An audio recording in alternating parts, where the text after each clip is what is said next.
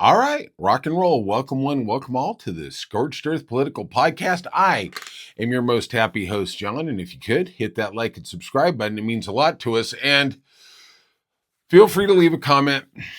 I will tell you this. We are going to review the State of the Union. Donald Trump's second. Feels like it's been about 60. Second this administration. Sixth overall. And I will say this. Donald Trump went into this speech with plummeting poll numbers. His popularity has never been this low. He is literally going to numbers that George Bush was at right before the Great Recession, before George Bush left office in 2008. Some of these numbers for Trump also are approaching his own personal low, which were in that 2-week period after he supercharged that January 6th insurrection against democracy. And I will give the devil his due. He is oblivious to what's going on. And look, what are they supposed to do? They obviously have to double down, right? There's no off-ramp here. Everybody says, well, it's a good thing about the tariffs. He can now double back down. Your whole administration, your whole economic policy is based on tariffs. The Supreme Court knocked them down. He's going to find a way to try and pivot around it. I don't know if that's going to be a successful endeavor, but he went in there defiant. I can respect him for that. I don't agree with very many things he said tonight, but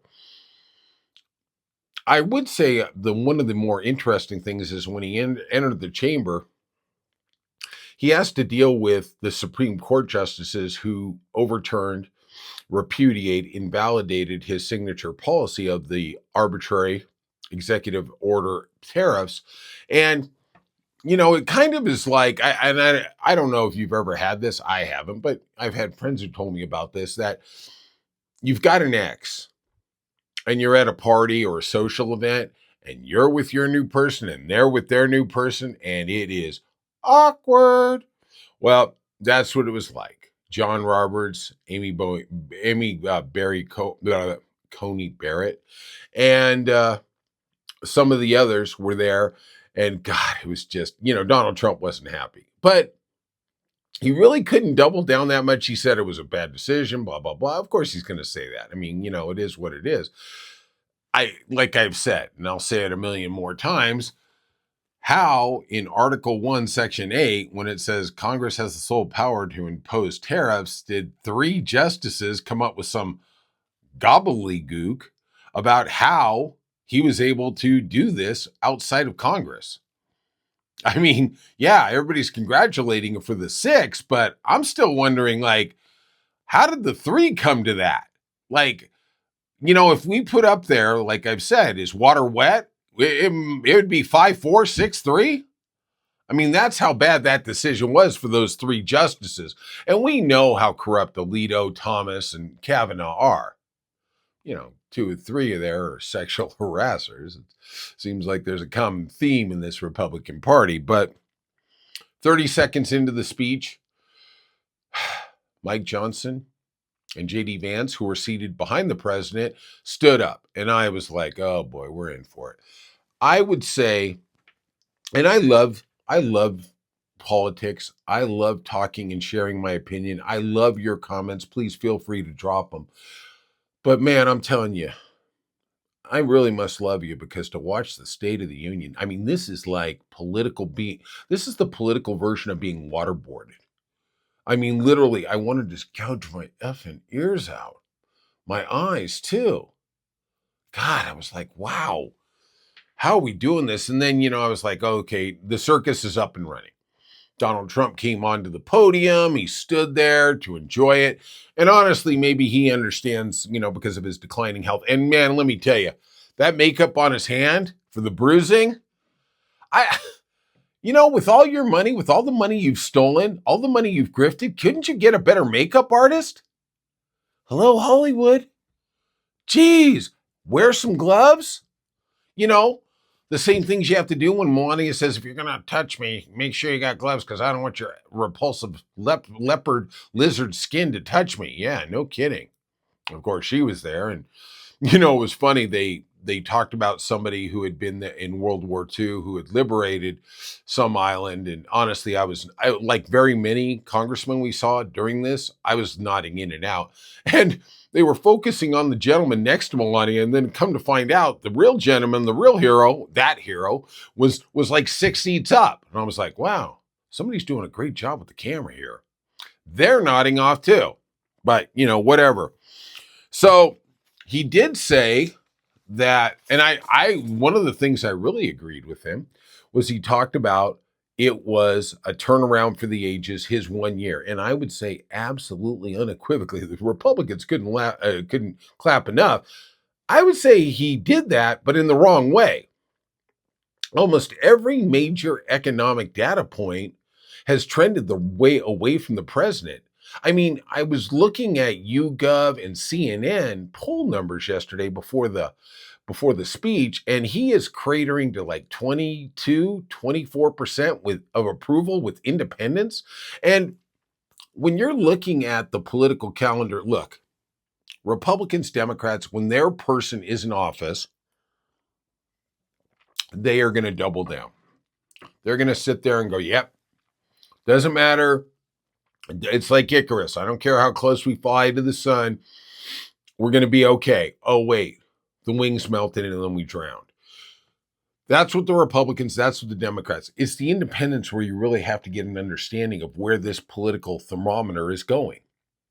And when you have 80% against, 20% for, in that range, you're in some trouble. And it really does explain. And I was watching some polling podcast, and I really do got to get a life, because let me tell you, when you're watching polling podcast in February, yeah.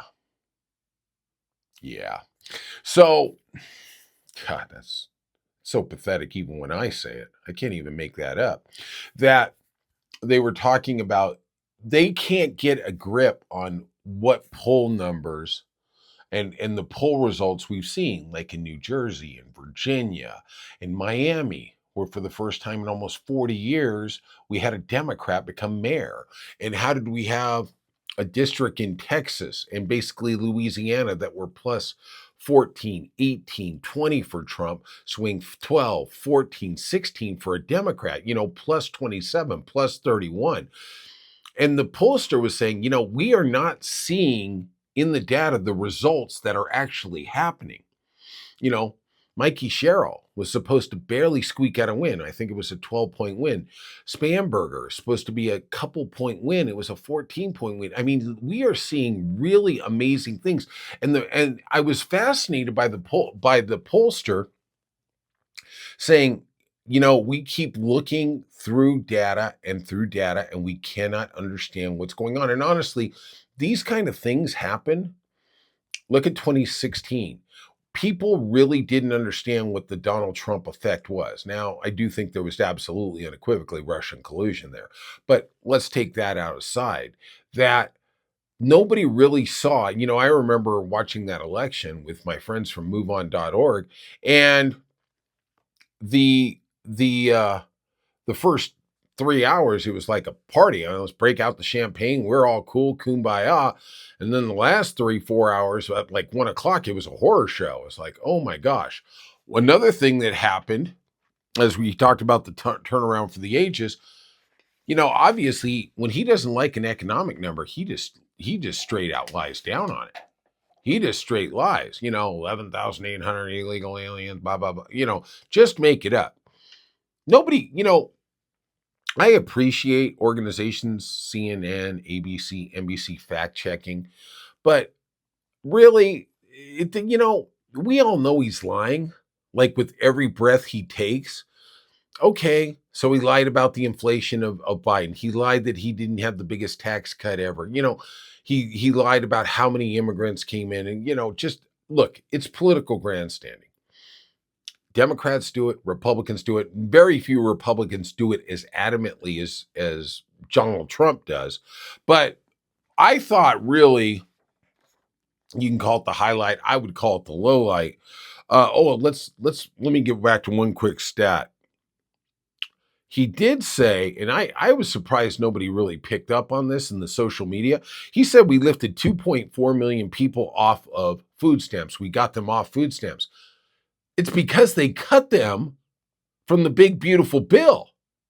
It's like, like he talked about, we cut the government, workforce. Yeah, you fired everybody illegally.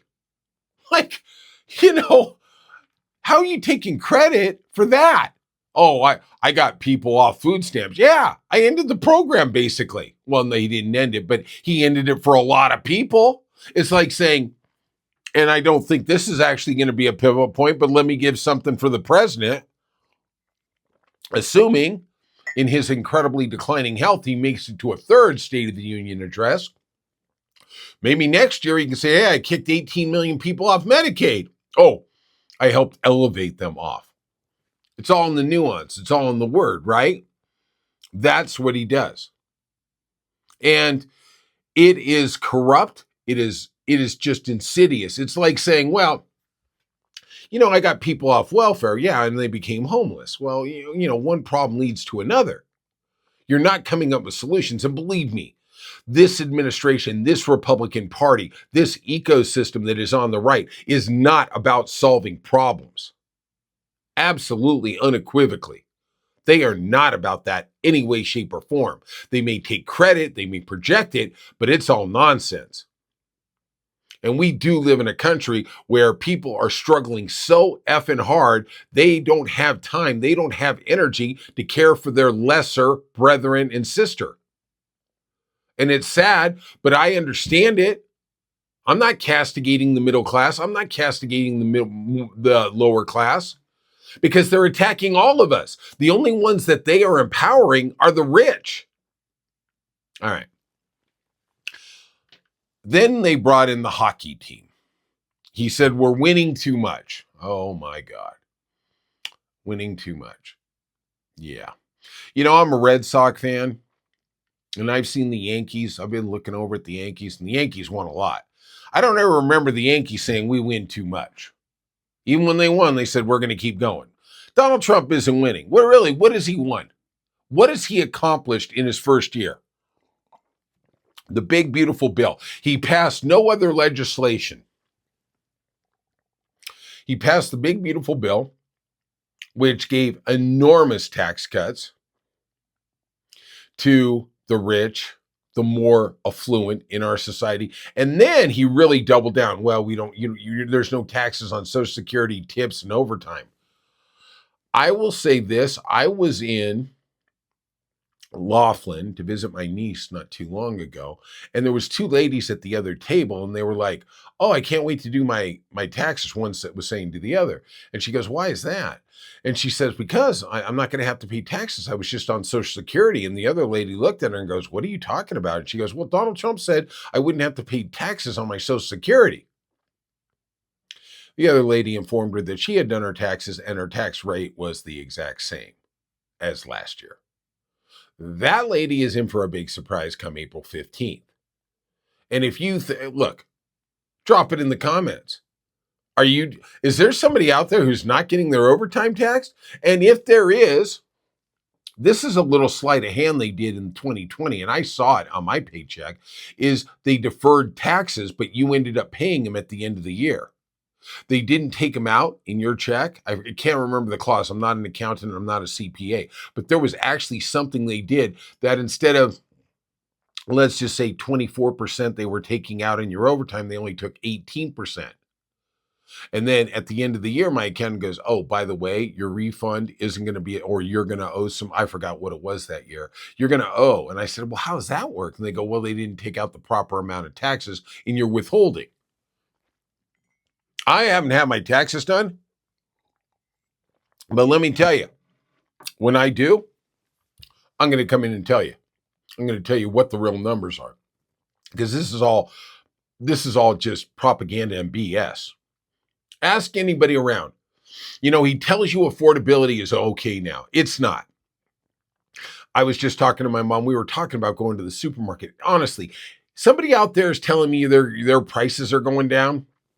Maybe They reversed. They went up the mountain. Maybe they're coming down a little from where we were in October and November, but they are not down from where they were last January, and they are never going to come down. This $1.80, $1.79 for gas. Let me tell you, if that BS story even existed, it was some gas station guy who knew the Trump parade was coming by through his town, and he put up that price. Oh, by the way, don't worry, the pumps are shut off. The electricity's down. But don't worry, I got $1.79 there. Yeah, right. Right. I was just in Arizona, which has very inexpensive gas, and I think it was 250, 255, something like, and it compared to California, it was like $1.25 cheaper. Nevada, which California has like 60 cents a gallon tax. Nevada was the same price as California. I was like, wow, well, maybe Trump ought to do something over here, if he wants to retake this state. Oh, wait, when he runs for the third time for president. But let's talk about the hockey. So we saw the debacle that was the U.S. hockey team. Congratulations to the men. They won. The women won last week. And women have won 3 times. 3 gold medals in the period between the men winning that 80 goal and the 2026. Seems like the women are a little more more successful, but we can't bring that up because we got to let misogyny and sexism take its place. So Donald Trump, obviously, he said in the phone call to them that, I must tell you, he was telling this on speaker, like, how do they not know it's going to be recorded? He's the president of the United States. We're going to have to bring the women team. You know that. And then the team erupted in laughter. Okay? They had the team there. They were basically mocking the women. They have not enjoyed the backlash they are catching on social media for their misogynistic giggles. They're just little bitches, is what they are. Because at the end of the day, they achieved something really amazing, but they aren't half as successful as the women. Whether it's soccer or whether it's hockey, the women rock here. They are the most successful athletes. I am not saying we don't have great athletes in hockey. We do. We won the gold. Obviously, they forgot about that Final Four last year where Canada smoked the USA twice. Then Donald Trump said, you got to almost giggle at this. Connor Hellebuyck was the goalie who was amazing. Then he says, because of that amazing achievement, one game, he's a very, very good NHL goaltender. Don't get me wrong. But then he says, we're going to give him the Presidential Medal of Freedom. Like, wow, how much did that hockey game mean to Donald Trump in his little America's number one thing? Presidential Medal of Freedom usually encompasses a career. People like Magic Johnson, Bill Russell, people like that have been given that great American honor. It's the highest honor a civilian can get. This guy saved some pucks from going in a net. And Donald Trump, man, let's just bang the drum and let's go, man. Let's go. What? What you talking about, Willis? What you talking about? Well, then this is where you want to spit out the water. He says, and he was just so arrogant. This is a shot at Nancy Pelosi because honestly, Nancy Pelosi, when she was the Speaker of the House in his first term, basically made him her bitch. Straight up. Straight up. She owned that dude. That dude didn't have any way around her. She was smarter than him, more tenacious than him, stronger will. She was just everything. Just smarter. And that's why he loathes women, because they outclass him in every sense of the way. That's why he tries to strip away their rights with reproductive things like that. But he says, I want to stop Congress from insider trading. And yeah, Congress does insider trading. Straight up. Democrats do. You could talk about Nancy Pelosi, that somehow she built a portfolio of somewhere between $28 and $30 million. Yep. Okay. Her husband did it through insider trading. Of course, he doesn't talk about how Trump mocked when Nancy Pelosi's husband was attacked viciously with a hammer. He forgot that part. But he doesn't talk about Mitch McConnell. who took his salary and somehow parlayed it, and his wife, who was the former, I believe, Commerce or Labor Secretary, into a $40 million fortune. He doesn't talk about the Republicans. But the funny thing is, let's talk about let's talk about everybody in Congress. Okay? I'm sure they take tens of millions of dollars. Let me ask you a question. Do you think Congress in the last 10 years, all the members, have stolen more than Donald Trump has in the first 3 months he was in this administration? Let's make no equivocation. In his first 3 months, he got a $400 million jet. Bingo. He got a $400 million golf resort in Vietnam. Bingo. And then he doubled down in Qatar because when you extort him once, you got to extort him twice. He got another golf resort there. Most conservative estimates, including the Wall Street Journal, show that he increased his wealth in his first year of being the president in 2.0 by over $2 billion.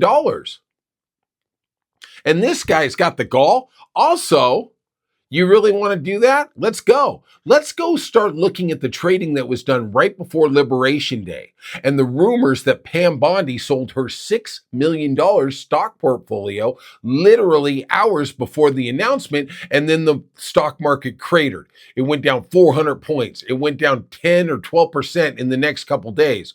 Oh, let's sell now and then rebuy in a week. How you doing? No wonder she's smiling. And I guess that's the way you got to pay him off when you want to keep the Epstein files hidden. Then he talked about the corruption in Minnesota, and he claimed erroneously that $19 billion was taken by Somalians in scams against the federal government. Absolutely unequivocally not true. The Biden administration started prosecuting them in 2022. As far as I can see, there was fraud. There was misallocation of federal resources in food programs and other things. But the most I've seen, and if somebody's got the number, drop it in the comments, because I do believe in being accurate, even though I am a progressive liberal, is somewhere between $2 and $2.5 billion. I'm not saying that's not money, but he's not talking about Texas that had a $14 billion scam going in his administration. He's not talking about Mississippi and Brett Favre, his little golf buddy, getting caught with $1 billion welfare scam. And then when they were fined, the state was fined $100 million by the great Biden administration. Donald Trump said, no, you don't have to pay that. Because when it's a red state, that's okay. Don't worry about it. Got to make sure Brett Favre's daughter gets a new volleyball facility at Southern Miss. Then he talked about the Democrats closing DHS, and then he linked it to the snow bomb that is going on in the East Coast and how that they don't have money to clean up the streets. And it's all the Democrats' fault. Fun fact, you got money to have ICE still on the road. I mean, not the literal ICE, but your little Gestapo thugs. Where's that money coming from? He acts like when they're incompetents, and basically we've done stories on this, FEMA actually has a rule now that Kristi, Noem, and the higher ups in DHS have to authorize you as a FEMA worker to travel to and from a disaster zone. If you don't get that okie dokie, let's call it, you got to stay wherever you're situated. Well, okay, we're going to blame the Democrats. Look, this country, especially with climate change, we're seeing it right now. I've seen pictures from, New York, New Hampshire, Rhode Island, and they are horrific. I'm telling you, I know somebody in North Carolina, and she used to scream, "Oh, Biden isn't really helping the people of West Carolina." Let me tell you something. What Trump has done and what he did in the Texas floods, the incompetence in which they responded to those floods with FEMA that cost 136 people their life. Man, let me tell you, you are going to sit back and look and go, wow, Biden actually paid for FEMA helicopters to come and help those people. those people who got flooded, let me tell you, you guys wanted to bitch and say, oh, he's not helping quick enough. The person I was talking to obviously had some cognitive issues. They got to cordon off the area. They got to secure the area so there's not looting. They just can't let anybody go in there because not everybody's a good guy. Like the president. All right. Then he pushed the SAVE Act, which, oh boy. You know what? He keeps saying there was all this voter fraud. It's all these illegals. Like I said, the Heritage Foundation, which is literally conservative on conservative, showed from the year 2000, the general election 2000 to 2024, I think that's 7 elections, there was 77 documented cases of immigrants voting. 77. Donald Trump got 34 financial felonies he was convicted of. All those others, 77. Donald Trump's right there. He's just one guy. All right. Then we get to Charlie Kirk, because you knew that had to be coming, right? Charlie Kirk. Oh my gosh.